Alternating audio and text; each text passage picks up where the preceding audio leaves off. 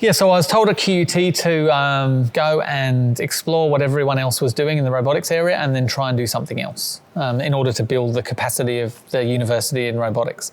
So I was visited by lots of people over those first few weeks at QUT, and two key people came into my office to introduce themselves. One was a guy called Andy Arthurs, who was a music professor, and he wanted to develop a robot performance show, with robots and musicians and dancers. And another gentleman was Professor Ross Crawford, and he is an orthopedic surgeon. And he invited me to go into theatre with him and sort of see how robots could be used for medical robotics. And it's those two things that I kind of took forward. So on the performance robotics side, which Andy Arthurs kind of persuaded me to, let's do a show together. QUT at the time had an event called Robotronica, and this was run every 2 years, and it was a thing where they would invite the general public and kind of show off all the robots at QUT and invite other robot people.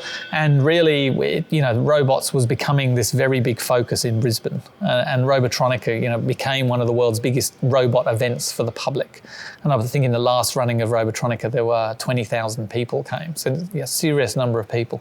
So we were tasked on the second Robotronica to have a big show for the closing, so there was a big stage and we had to develop an impressive show.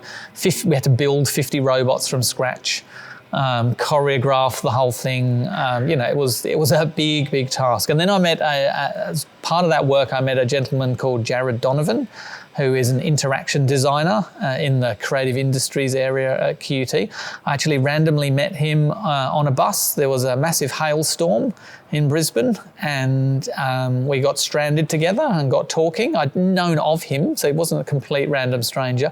And then we couldn't get back to QUT. We were going between the two campuses, so we just had to get off this bus and walk kind of through this war zone of this massive hailstorm that blew out all the windows, and it was a big thing. And anyway, we got talking, and by the end of that, walking back to campus through the war zone, we were good friends. And he then worked with Andy and myself on this performance. And of course, we drafted in dozens of other people. We drafted in the robotics club at QUT, and we started a workshop to produce these 50 robots. Came up with a story, worked with musicians. It was a lot of fun. And then we had this performance at the end. And then we started doing this every time there was a new big event, we would create a new show. We actually scaled it all down a bit. We discovered that having 50 robots was quite a big challenge. So we had smaller shows.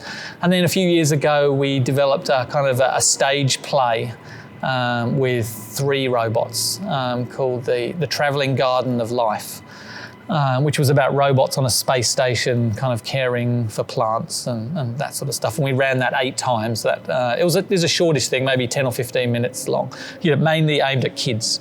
But what that taught me was that there was a great sort of intersection between engineers and people in the creative industries to develop robots into new applications. And we started working more closely together. So Jared Donovan with his colleague Glenda Caldwell, they started working with this company called UAP, which used to be known as Urban Arts Projects, and they are a company that manufactures art. And that company wanted to start to use robots to help manufacture their art. And they thought that was the kind of the way of the future.